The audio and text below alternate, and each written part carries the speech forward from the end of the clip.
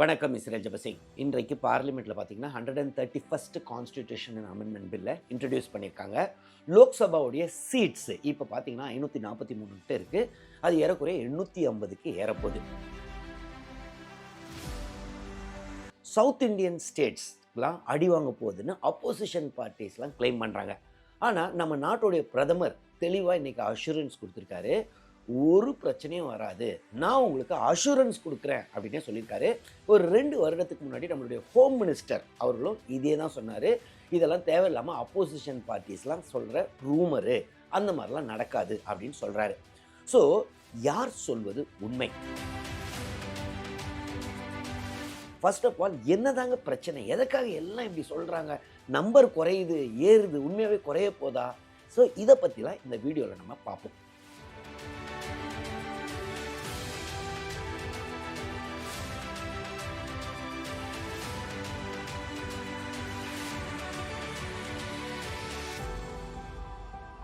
So முதலாவது பார்த்தீங்கன்னா நம்மளுடைய இந்தியன் கான்ஸ்டியூஷன் என்ன சொல்லுதுன்னா, ஆர்டிகிள் 81, 82 அப்படின்னு 2 ஆர்டிகிள்ஸ் இருக்குங்க. ஸோ லோக்சபா, அதாவது மக்கள் அவை, நம்மலாம் இந்தியாவை 543 தொகுதியாக பிரித்து ஒவ்வொரு இடத்துல இருந்தும் ஒரு ரெப்ரசன்டேட்டிவாக அனுப்புகிறோம். ஸோ நமக்காக அவங்க போய் லோக்சபாவில் உட்கார்றாங்க. ஸோ அங்கே உட்காந்து டெசிஷன்லாம் எடுக்கிறாங்க. ஸோ அந்த லோக்சபாவில் எந்த கட்சிக்கோ இல்லை கூட்டணி கட்சிகளுக்கோ மெஜாரிட்டி, ஸோ 543னா 272க்கு மேலே இருக்கோ, அவங்க தான் பிரதமராக முடியும். ஸோ அந்த கட்சி தான் கவர்மெண்ட் அமைக்க போகுது. ஸோ நம்மளுடைய இந்தியன் கான்ஸ்டியூஷனில் 81 என்ன சொல்லுதுன்னா, பாப்புலேஷனுக்கு ஏற்ற மாதிரி நீங்கள் வந்துட்டு அந்த கான்ஸ்டிடியூவன்சிஸ் எல்லாம் டிமார்க்கேட் பண்ணிக்கோங்க அப்படின்னு. அதாவது என்னென்னா, இந்தியா மொத்தம் எவ்வளோ பாப்புலேஷன், அதை 543 தொகுதியாக பிரிக்கணும்னா ஒவ்வொரு தொகுதியும் ஏறக்குறைய அப்ராக்சிமேட்டாக ஒரு பாப்புலேஷனை ரெப்ரசன்ட் பண்ணணும். ஸோ அப்ராக்சிமேட்டாக இன்றைக்கி ஒரு 25 லட்சம்னு வச்சுக்கோங்க ஒரு எம்பியோடைய தொகுதின்னு. ஸோ இதை மாதிரி வச்சுக்கோங்கன்னு சொல்கிறாங்க. ஆர்டிகல் 82ல் என்ன சொல்கிறாங்கன்னா, அந்த பாப்புலேஷன் நீங்கள் எதை கன்சிடர் பண்ணணும்னா லேட்டஸ்ட்டு சென்சஸை அப்படின்னு. ஸோ இதை பிரகாரம் தான் நம்ம இந்தியாவுடைய எலெக்ஷன்லாம் நடந்திருக்கு. 1951 சென்சஸ், அதாவது 1981லேருந்து கண்டினியூஸாக ஒவ்வொரு 10 வருஷத்துக்கும் நடக்குதுங்க. ஸோ 1951 சென்சஸை பேஸ் பண்ணி தான் அதுக்கப்புறம் வந்து எலெக்ஷன் நடந்துச்சு. 1961 ஒரு சென்சஸ் நடந்துச்சுல, அதே மாதிரி தான் அதுக்கப்புறம் வந்த எலெக்ஷன்ஸ் எல்லாம் அந்த பாப்புலேஷனை பேஸ் பண்ணி, ஸோ இந்த தொகுதிக்கு இத்தனை பேர் அப்படின்னு பிரித்து கொடுத்துருவாங்க. ஸோ ஒவ்வொரு ஸ்டேட்டுக்கும் இன்றைக்கி பார்த்தீங்கன்னா தமிழ்நாட்டுக்கு 39 எம்பிஸு, உத்தரப்பிரதேசத்துக்கு பார்த்தீங்கன்னா 80. காரணம் என்ன? பாப்புலேஷன் அங்கே ஜாஸ்தி. ஸோ அந்த மாதிரி தான் 1971 சென்சஸ் பிரகாரமும் அதுக்கு அடுத்த எலெக்ஷன் நடந்துச்சுங்க. ஆனால் 1976 பார்த்தீங்கன்னா நம்மளுடைய பார்லிமெண்ட்டில் 42nd அமெண்ட்மெண்ட் ஆக்ட் அப்படின்னு ஒன்று கொண்டு வராங்க. ஸோ அது பிரகாரம் என்ன சொல்கிறாங்கன்னா, இந்தியாவில் பாப்புலேஷன் ரொம்ப பிரச்சனை. ஸோ மக்கள்லாம் பாப்புலேஷனை குறைங்கன்னு சொன்னால் குறைக்க மாட்டாங்க. ஏன்னா அப்புறம் அவங்களுக்கு ரெப்ரசன்டேஷன் குறைஞ்சிரும்ல. ஏன்னா பாப்புலேஷனை பேஸ் பண்ணி தானே நம்பர் ஆஃப் சீட்ஸ் ஒழுங்காக இருந்தால் தானே கவர்மெண்ட் ஃபார்ம் பண்ண முடியும். கவர்மெண்ட் ஃபார்ம் பண்ணால் தானே, இல்லை நம்மக்கிட்ட நிறைய எம்பிஸ் இருந்தால் தானே நிறைய நம்மளுக்கு வெல்ஃபேர் ஸ்கீம்ஸ்லாம் வரும், டெவலப்மெண்ட் நடக்கும். ஸோ அப்போது பாப்புலேஷனை நம்ம கண்ட்ரோல் பண்ணணும்னா இந்த சென்சஸை பேஸ் பண்ணின்றதை நிறுத்திடணும் அப்படின்னு சொல்லி ஒரு ஃப்ரீஸ் பண்ணிட்டாங்கங்க. அப்போ இந்திரா அம்மையார் தான் பிரைம் மினிஸ்டர். பார்லிமெண்ட் முடிவு பண்ணுது, கான்ஸ்டிடியூஷனை அமெண்ட் பண்ணுறாங்க, 42nd அமெண்ட்மெண்ட் ஆக்ட். ஸோ அப்போ என்ன சொல்கிறாங்கன்னா, தைரியமாக எல்லா ஸ்டேட்ஸும் பாப்புலேஷனை கண்ட்ரோல் பண்ணுங்க. சென்சஸ்ன்னு நம்ம சொல்கிறோம்ல, 1971 சென்சஸ் இருந்துச்சுல, அதையே ஃப்ரீஸ் பண்ணிடுவோம். அந்த சென்சஸில் எவ்வளோ சீட் இருக்கோ அதே நிறுத்திடுவோம். ஸோ அப்போ அந்த சென்சஸ் பிரகாரம் தமிழ்நாட்டுக்கு 39 சீட்டுங்க, உத்தரப்பிரதேசத்துக்கு 80 சீட்டு. ஸோ இந்த மாதிரி எல்லா ஸ்டேட்டுக்கும் பிரிஞ்சிருக்கு. இதெல்லாம் 1971 சென்சஸ். ஸோ அப்போத்துலேருந்து 25 வருஷம் இது ஃப்ரீஸ் பண்ணுது. ஸோ 2001ல் அந்த 25 வருஷம் முடியுது. ஸோ அப்போ யார் நம்ம நாட்டுடைய பிரதமர்னா அட்டல் பிஹாரி வாஜ்பாய் அவர்கள். அவரும் பாரதிய ஜனதா கட்சியை சேர்ந்தவர். ஸோ அவர் தலைமையில் என்ன முடிவு பண்ணுறாங்கன்னா, எங்கள் பாப்புலேஷனுக்கு இன்னும் பிரச்சனை போய்கிட்டு தான் இருக்குது. First of all 42nd amendment ஆக்டில் என்ன சொன்னாங்க, இந்த பிரச்சனை தீர்ற வரைக்கும் 25 வருஷத்தில் தீர்ந்துரும்னு நம்பிக்கை. ஆனால் இந்த பிரச்சனை, அதாவது இந்த டிஸ்பாரிட்டி இருந்துடக்கூடாது, ஒரு ஸ்டேட்டுக்கு இன்னொரு ஸ்டேட்டு. ஸோ அதெல்லாம் கன்ஃபியூஷன்லாம் தீர்ற வரைக்கும் இது கண்டினியூ ஆகுதுன்னு சொன்னாங்க. அப்போ நம்ம கண்டினியூ பண்ணிடுவோம் இன்னொரு ஒரு 25 வருஷத்துக்கு அப்படின்னு சொல்லி யுனானிமஸாக, யாருமே எதிர்க்கல, ஆளுங்கட்சியாக இருக்கட்டும் எதிர்கட்சிகளாக இருக்கட்டும், 2026 வரைக்கும், 2001லேருந்து 2026 வரைக்கும் இன்னொரு எக்ஸ்டென்ஷன் கொடுத்துட்டாங்க. ஸோ நம்மளோட 2024 லாஸ்ட்டாக லோக்சபா எலெக்ஷன் நடந்துச்சுல, அப்பயும் பார்த்தீங்கன்னா தமிழ்நாட்டுக்கு 39 சீட்டு, உத்தரப்பிரதேசத்துக்கு 80 சீட்டு. இதெல்லாம் எதை பேஸ் பண்ணி? 1971 சென்சஸை பேஸ் பண்ணி. இப்போ தான் பிரச்சனை ஆரம்பிக்குது. இப்போ என்ன பண்ண போறாங்கன்னா, இந்த 543 சீட்ட 850 சீட்டா மாத்தலாம்னு இருக்காங்க. ஸோ இது ஒரு நல்ல விஷயமா? நல்ல விஷயம். ஏன் நல்ல விஷயம்னா, பெண்களுக்கு ஒதுக்கீடு குடுக்கணும். 33% நரிசக்தி அப்படின்னு சொல்லி 2023ல நம்ம பார்லிமென்ட்ல பாஸ் பண்றாங்க. அப்போ அப்போசிஷன் பார்ட்டிஸ்லாம் என்ன சொல்றாங்கன்னா, 2024 எலக்ஷன்லயே ஏன் பண்ணிறக்கூடாது? இந்த 543 சீட் இருக்குல்ல, அதுல 33% இது பண்ணிடலாமே அப்படின்னாங்க. ஆனா கவர்ன்மெண்ட் சொல்லுச்சு, அதெல்லாம் கிடையாதுங்க. ஏன்னா 2026ல 27ல ஒரு சென்சஸ் நடக்கும்ல, அத பேஸ் பண்ணி தான் நம்ம பண்ண முடியும்.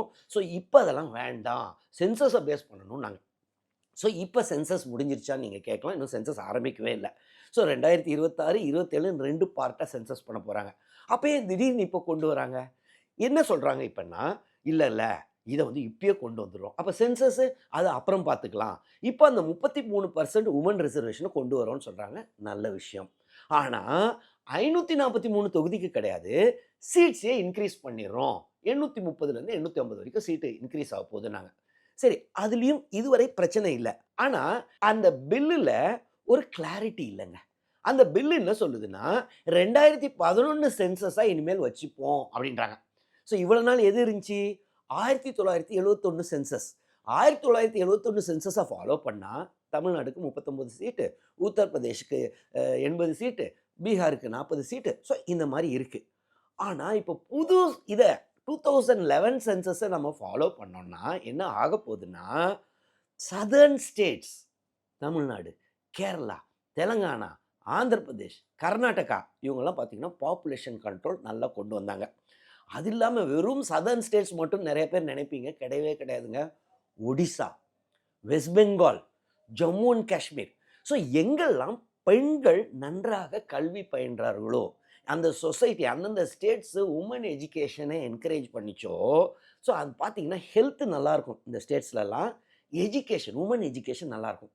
அப்போ பெண்கள் வெறும் பிள்ளை பெத்துக்கிற மெஷினா வைக்காம, அவங்க கல்வி பயின்று வேலை செய்யலாம் போக போக, அந்த டோட்டல் ஃபெர்டிலிட்டி ரேட்னுவாங்க டிஎஃப்ஆர் அது குறைய ஆரம்பிச்சிருச்சுங்க.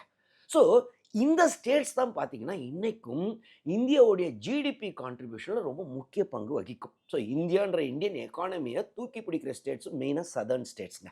ஸோ இந்த சூழல்ல இப்ப என்ன சொல்றாங்கன்னா, 2011 சென்சஸ் அப்படின்னு தான் கிளியரா அந்த பில்ல இருக்கு. ஆனா நம்மளுடைய நாட்டு பிரதமர் என்ன சொல்லியிருக்காருன்னா, இல்லங்க அஷ்யூரன்ஸ் தரேங்க அப்படின்னு. அந்த அஷ்யூரன்ஸ்ன்ற வார்த்தையை பயன்படுத்தியிருக்காரு. சரி, இதே தான் நம்ம ஹோம் மினிஸ்டரும் சொன்னாரு அஷ்யூரன்ஸ்ன்னு. ஆனா அதே சமயத்துல இன்னைக்கு லோக்சபாலயும் பார்த்தீங்களா, தேஜஸ்வி சூர்யா அவர்கள், அவர் பார்த்தீங்கன்னா மெம்பர் ஆஃப் பார்லிமென்ட், பிஜேபி கட்சியை சேர்ந்தவர். அவர் என்ன சொல்லியிருக்காருன்னா, என்னங்க அப்போசிஷன் பார்ட்டிஸ்லாம் நீங்க என்னதாங்க நினைச்சுக்கிட்டு இருக்கீங்க? ஏழைங்களுக்கு கம்மியான ஓட்டு, பணக்காரங்களுக்கு அதிகமான ஓட்டா? பணக்காரங்க இப்ப அம்பானிக்கு 80,000 ஓட்டு குடுத்துறலாமா?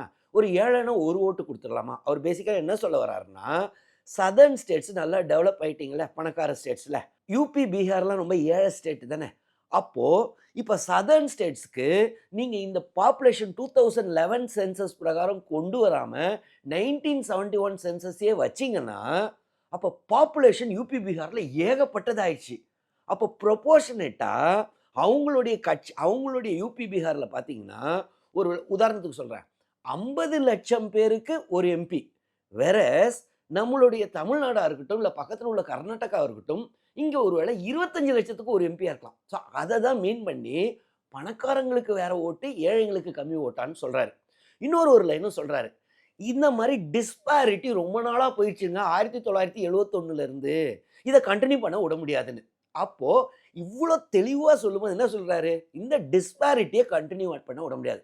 அதாவது சதர்ன் ஸ்டேட்ஸ்க்கு இன்னும் எதுக்கு இவ்ளோ சீட்டு? இவ்ளோ சீட்டுன்னு அவங்க சொல்றது 1971 சென்சஸ். இப்ப தான் யூபி, பீகார் பாப்புலேஷன் ஜாஸ்தி ஆயிடுச்சே. ஏன்னா 2011 சென்ஸ எடுத்துக்கலான்றாங்க. அப்போ ஆட்டோமேட்டிக்கா யூபி, பீகாருக்கு சீட்டு நெறைய போயிரும்ல. இப்போ நம்ம பிரதமர் சொல்றத வச்சு இன்டர்பிரேட் பண்ணா, எல்லா ஸ்டேட்ஸ்க்கும் ப்ரொபோர்ஷனேட்டா, ப்ரோ ரேட்டான்னு சொல்லலாங்க. இப்போ ஒரு 35% சீட்ட இன்கிரீஸ் பண்றாங்கன்னு வைங்களேன். இல்ல 50% சீட் இன்கிரீஸ் ஆகுது. 543லேருந்து 50% ஸ்டாண்டர்டா பண்றாங்க. அப்ப யூபி இன்னைக்கு 80 சீட் இருக்கிறது, கூட 50% வச்சுக்கோங்களேன். அப்போ 120 சீட் ஆகணும். தமிழ்நாடு 39 சீட் இருக்கா? அதற்கும் அதே 50% சீட்டு குடுத்தா 59 சீட் ஆயிடும். ஆனா, இப்போ 2011 சென்சஸ நம்ம பேஸ் பண்ணி பார்த்தா, யூபிக்கு எவ்வளோ சீட்டு போக போதுன்னா, இப்ப இருக்கிற 80 சீட்ல இருந்து 138 சீட் ஆயிடும். ஆக்சுவலா 50% ப்ரொபோர்ஷனட்டா இன்கிரீஸ் பண்ணா எவ்வளோ வரணும்? 120 தான் வரணும். தமிழ்நாடு அது மாரி 39லேருந்து 50 சீட்டு தான் போப்போது. நெறைய பேர் சந்தோஷப்பட்டு, அதான் ஜாஸ்தி ஆவுதாங்க. 39லேருந்து 50 ஆவுதான்னு. கிடையாது. இன்னைக்கு தமிழ்நாடு 39 சீட்டு தானே. 543ல 39 சீட்டு. அப்ப எவ்வளோ பெர்சன்டேஜ்? ஏறக்குறைய 7.1%. ஆனா 2011 சென்சஸ எடுத்தோம்னா, ஏறக்குறைய 6.1%. இந்த 50 சீட்ட நீங்க புதுசா வர 815 850 டிவைட் பண்ணீங்கன்னா, ஏறக்குறைய 6.13%. அப்போ ஆட்டோமேட்டிக்கா நம்மளோட தமிழ்நாடுடைய ரெப்ரசன்டேஷன் லோக்சபால குறைய போகுது. ஆந்திராவுடைய ரெப்ரசன்டேஷன் லோக்சபால குறைய போகுது. தெலங்கானாது குறைய போகுது. ஜம்மு அண்ட் காஷ்மீர்து குறைய போகுது. சொல்லப்போனா பஞ்சாப், ஹரியானா அந்த காலத்துல சண்டை போட்டுக்கிட்டு இருந்தவங்க, பஞ்சாப்து குறைய போகுது. இது ஹரியானா அது ஏறப்போகுது. ஸோ நாடு முழுக்க குழப்பம் வரப்போகுது. அப்போ ஒரு சிலர் கேட்கலாம், அதுக்கு என்ன பண்ண முடியும்? பாப்புலேஷன பேஸ் பண்ணி தானே இப்படி இருக்கணும். ஏன் இந்த நம்பர்னால என்ன வந்துற போகுதுன்னு? நம்பர பேஸ் பண்ணி தாங்க எல்லாமே. புரியுதுங்களா? நம்பர் பேஸ் பண்ணி தான் யாரு பிரைம் மினிஸ்டர்ன்னு முடிவு பண்றது. நம்பர பேஸ் பண்ணி தான் அவ்ளோ ஸ்கீம் பெனிஃபிட்ஸு, டெவலப்மெண்ட்லாம் அப்பதான் வந்து சேரும். ஏன் யூபி, பீகாருக்கு இன்னைக்கு இவ்வளோ போது? நெறைய நம்ம பே பண்ற டாக்ஸ்லாம் யூபி, பீகார் அங்கங்க போது. போறதுல தவறே கிடையாது. கஷ்டப்படுற ஸ்டேட் முன்னேறணும். அதே சமயத்துல ஏற்கனவே நெறைய போகுது. ஏன்னா 1971 சென்சஸ்லயே பார்த்தீங்கன்னா, யூபிக்கு பாருங்க 80 சீட் இருக்கு.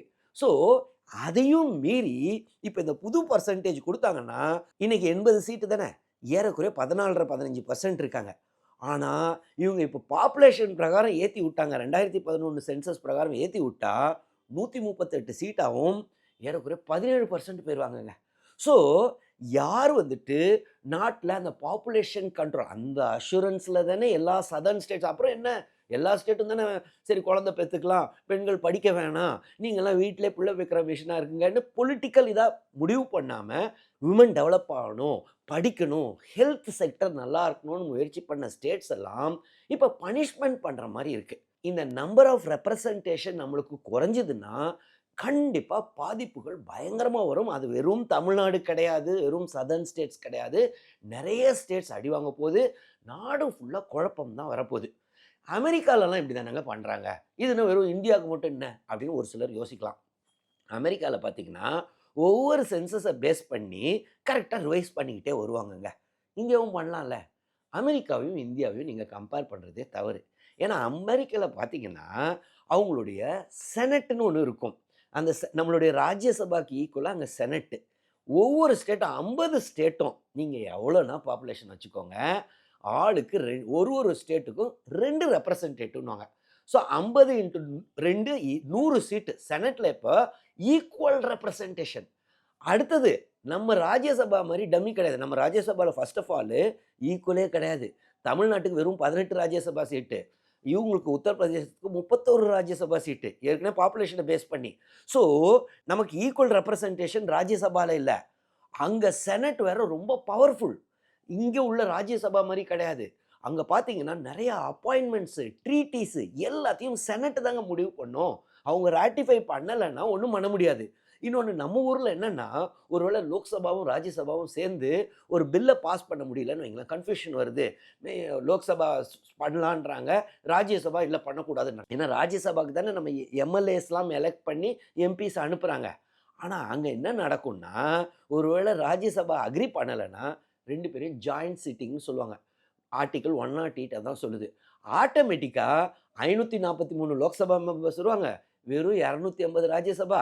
ஸோ மெஜாரிட்டி யாருக்கு லோக்சபா தான் நெறையா இருப்பாங்க. ஆட்டோமேட்டிக்கா பாஸ் பண்ணிடலாம். ஆனா, இதில பார்த்தீங்கன்னா, யுஎஸ்ல இந்த மாரி கதைலாம் கிடையாது. செனட்டு இவங்களும் சேர்ந்துலாம் இந்த மாரி பில் எல்லாம் பாஸ் பண்ண மாட்டாங்க. செனட் நெனைச்சா ரிஜெக்ட் பண்ணலாம். ஹவுஸ் ஆஃப் ரெப்ரசன்டேட்டிவ்ஸ் அதாவது நம்ம லோக்சபாக்கு ஈக்குவல். அத விட செனட் தான் அங்க பவர்ஃபுல். ஸோ அதையும் இதையும் ஈக்குவல் பண்ண முடியாது. இன்னொன்னு அமெரிக்காவையும், இந்தியாவையும் கம்பேரே பண்ண முடியாதுங்க. அமெரிக்கா பார்த்தீங்கன்னா, ட்ரூ ஃபெடரேஷன். ஸ்டேட்ஸ்க்கு அவ்ளோ பவர் உண்டு. ஒவ்வொரு ஸ்டேட்டுக்கும் தனி கான்ஸ்டிடியூஷன் உண்டு. இந்த மாரி நெறைய டாக்ஸஸ்லாம் சென்டருக்கு தான் போகுன்ற கணக்கெல்லாம் கிடையாது. அங்கே பார்த்தீங்கன்னா அவங்களுடைய சென்டர், அதாவது பிரசிடென்ட் இருக்காரு, அவங்களுக்கு பவர் என்னென்னா external affairs, telecommunication, currency, defence இந்த மாதிரி மட்டும்தான். இந்தியாவுக்கு அப்படி இல்லை. பார்த்தீங்கன்னா யூனியன் கிட்ட அவ்வளோ பவர் இருக்குது. ஸோ அப்போ யூனியன் கிட்ட இவ்வளோ பவர் இருக்கும்போது அந்த யூனியன்றது சென்ட்ரல் கவர்மெண்ட்டு, அந்த கவர்மெண்ட்டை யார் டிசைட் பண்ண போகிறான்னா மெம்பர்ஸ் ஆஃப் பார்லிமெண்ட்டு. அதில் நம்ம சீட்டு குறைஞ்சிதுன்னா நம்ம நிலைமை என்ன ஆகும்? நம்மளும் பார்த்தீங்கன்னா சீட்டு குறைஞ்சிருச்சின்னு வைங்களேன், நார்த் ஈஸ்டர்ன் ஸ்டேட்ஸ் மாதிரி ஆயிடுவோம். ஒரு சீட்டு 2 சீட்டுன்னு இருக்கும். அதனால என்னங்க, நார்த் ஈஸ்டர்ன் ஸ்டேட்ஸ்லாம் அவங்களுக்கு இருக்க பணம் தான் வருதே. அப்போது நம்ம டிமாண்ட் பண்ண முடியாதுங்க. கவர்மெண்ட் ஆஃப் இந்தியாவே பார்த்து பரிதாபப்பட்டு, ஐயோ அந்த காலத்தில் ஏதோ தமிழ்நாடுன்னு ஒன்று இருக்குது, பாவம் நிறைய பாப்புலேஷன் கண்ட்ரோல்லாம் தேவையில்லாமல் பண்ணிவிட்டு இன்றைக்கி சீட்டே இல்லாமல் இருக்கிறாங்க, பரவாயில்ல அவங்களுக்கும் கொஞ்சம் ஸ்கீம்ஸ்லாம் கொடுப்போன்னு சொல்லி அவங்களுடைய தயவில் வாழ்கிற மாதிரி இருக்கும். ஸோ என்னை பொறுத்தவரை இது ரொம்ப ரொம்ப ரொம்ப டேஞ்சரஸ். ஏன்னா இது வந்துட்டு இன்றைக்கி இந்த நம்பரை நம்ம அக்ரி பண்ணிட்டா என்ன பிரச்சனை ஆகும்னா நம்மளுடைய ரெப்ரசன்டேஷன் குறைஞ்சிரும். அது இல்லாமல் இது வெறும் நம்ம ஸ்டேட்டுக்கு மட்டும் இல்லை, வெறும் சதர்ன் ஸ்டேட்ஸ் மட்டும் இல்லை, மொத்த இந்தியாவிலே பார்த்தீங்கன்னா வெஸ்ட் பெங்கால், ஜம்மு அண்ட் காஷ்மீர், பஞ்சாப், ஒடிசா நிறைய ஸ்டேட் அஃபெக்ட் ஆக போகுது. ஸோ எல்லா இடத்துலையும் போராட்டம் வெடிக்க போகுது. இது தேவையில்லாத பிரச்சனை. ஏற்கனவே 1971 சென்சஸே கூட இப்போ யூபி பிஹாருக்கு நிறைய சீட்டு தான் இருக்குது. ஸோ இதையே கண்டினியூ பண்ணுறது தான் நல்லது. சரி, இந்த பில் பாஸ் ஆயிருமா? இந்த பில்லு பாஸ் பண்ணணும்னா ஆர்டிகிள் 368 பிரகாரம் கான்ஸ்டியூஷன் அமெண்ட்மெண்ட்ங்க. ஸோ 2/3 பிரசன்ட் ஓட்டிங்கு, அது இல்லாமல் மெஜாரிட்டி ஆஃப் டோட்டல் மெம்பர்ஷிப்னுவாங்க. ஸோ லோக்சபாவில் ஒரு 2/3 present voting, majority of total membership, ராஜ்யசபாவும் அதே மாதிரி. அதுக்கப்புறம் 50% ஆஃப் த ஸ்டேட்ஸ் வந்துட்டு சிம்பிள் மெஜாரிட்டியில் இது பண்ணோம். 50% ஆஃப் த ஸ்டேட் வந்து பாரதிய ஜனதா கட்சியோடைய ஸ்டேட்ஸே நிறையா இருக்குது. ஆனால் இப்போ லோக்சபாவில் பார்த்தீங்கன்னா அவங்களுக்கு அவ்வளோ மெஜாரிட்டி கிடையாது. ஏன்னா இப்போயே பார்த்தீங்கன்னா சந்திரபாபு நாயுடு அவர்களுடைய தெலுங்கு தேசம் பார்ட்டி, அதுக்கப்புறம் நிதிஷ்குமார் அவருடைய ஜனதா பார்ட்டி, இவங்களுடைய சப்போர்ட்டில் தான் இப்போ கவர்மெண்ட் ஓடிக்கிட்டு இருக்கு. ஸோ அவங்களால 2/3 மெஜாரிட்டி கொண்டு வர வாய்ப்பு இல்லை. இது கவர்மெண்ட்டுக்கு தெரியாதா? கவர்மெண்ட்டுக்கு தெரியும். அப்புறம் ஏன் கொண்டு வந்தாங்க? அது இல்லாமல் எதுக்கு இந்த டைமில் கொண்டு வராங்க? நிறைய பேர் என்ன சொல்கிறாங்கன்னா, இது மெயினாக இப்போ நடக்க போகிற எலெக்ஷன், குறிப்பாக வெஸ்ட் பெங்காலை நினைத்து தான் இதை கொண்டு வந்திருக்காங்க.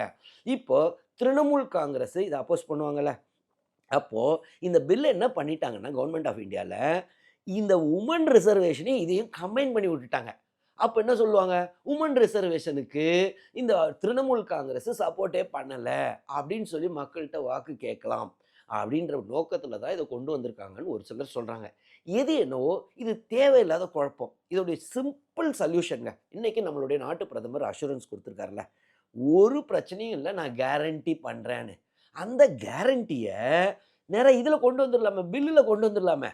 வாயில் சொல்கிறது வந்து என்னைக்கு அடுத்தது வேறு 2029 வேறு பிரதமர் வரலாம், 2034 வேறு பிரதமர் வரலாம். நம்ம எல்லாரையும் நம்பிக்கிட்டு இருக்க முடியாது. சட்டத்தில் என்ன இருக்குது? ஏன்னா இதே மாதிரி தான் 2020 ஃபார்ம் பில்னு ஒன்று கொண்டு வந்தாங்க. அப்போ என்ன சொன்னாங்க, இதே தான் நாங்கள் கேரண்டி தரோங்க, மினிமம் சப்போர்ட் ப்ரைஸ் கண்டிப்பாக உண்டு ஃபார்மர்ஸ்க்குன்னு சொல்லி பில்லையும் பாஸ் பண்ணாங்க. ஃபார்மர்ஸ் திருப்பி திருப்பி கேட்குறாங்க, அதை ஏன் பில்லில் கொண்டு வாங்கங்கல்ல, சட்டத்தில் கொண்டு வாங்கன்னா, சட்டத்திலலாம் கொண்டு வர வாய்ப்பே இல்லை. அது எப்படி சட்டத்தில் ஓப்பனாக சொல்ல முடியாது? நாங்களும் கேரண்டி தரோன்னு அப்போ சொன்னாங்க. ஸோ அதே மாதிரி இது ஆயிடக்கூடாது. கடைசியில் அந்த 2020 கொண்டு வந்த ஃபார்ம் ஆக்டே கடைசியில் ரிப்பீல் பண்ணிட்டாங்க. ஏன்னா அவ்வளோ போராட்டம் வெடித்தது. ஸோ இந்த முறை பார்த்தீங்கன்னா இந்த வாட்டி வரும்போது வெறும் இந்த கேரண்டியில் கொண்டு போகாமல் பில்லில் கிளியராக கொண்டு வந்துடணும். ப்ரொப்போர்ஷனாக இன்னைக்கு எவ்வளோ இருக்கும், 50% யூபிக்கு இன்க்ரீஸ் பண்ணுறீங்களா, 50% தமிழ்நாடுக்கு, 50% கர்நாடகாவுக்குன்னு சீட்ஸ் இன்க்ரீஸ் பண்ணால் ஓவரால் இதில் ப்ரொப்போர்ஷனில் அதே இருக்கும். அதுவே நமக்கு ரொம்ப கம்மிங்க. யூபிக்கு ஏறக்குறைய 15%, நம்மளுக்கு ஏறக்குறைய 7% தான். ஆனால் அது இருந்துட்டு போட்டோம். ஆனால் அது மேலும் அங்கே இன்க்ரீஸ் ஆகும், இங்கே குறையுன்றது என்ன, நான் அண்ணாதுரை அந்த காலத்தில் சொன்னார், வடக்கு வாழ்கிறது தெற்கு தேய்கிறதுன்னு. இந்த பில்லு வந்துச்சுன்னா, சட்டமாச்சுன்னா, வடக்கு ரொம்ப வாழ்ந்துடும், தெற்கு ரொம்பவே தேஞ்சிரும். வெறும் தெற்கு மட்டும் இல்லை, பல ஸ்டேட் தேயுன்றது என்னுடைய கருத்து. உங்களுடைய கருத்து என்னவோ கமெண்ட்ஸில் எழுதுங்க. இல்லை இந்த பில்லு சூப்பரான பில்லுன்னு நினச்சிங்கனாலும் தாராளமாக கமெண்ட்ஸில் எழுதுங்க, நானும் பார்த்து தெரிஞ்சுக்கிறேன். அது இல்லாமல் இந்த வீடியோவில் ஏதாவது டவுட்ஸ் இருந்துச்சுனாலும் கமெண்ட்ஸில் எழுதுங்க, நான் கிளாரிஃபை பண்ணுறேன். தொடர்ந்து இந்த சேனல் மூலமாக சந்திப்போம். நன்றி, வணக்கம்.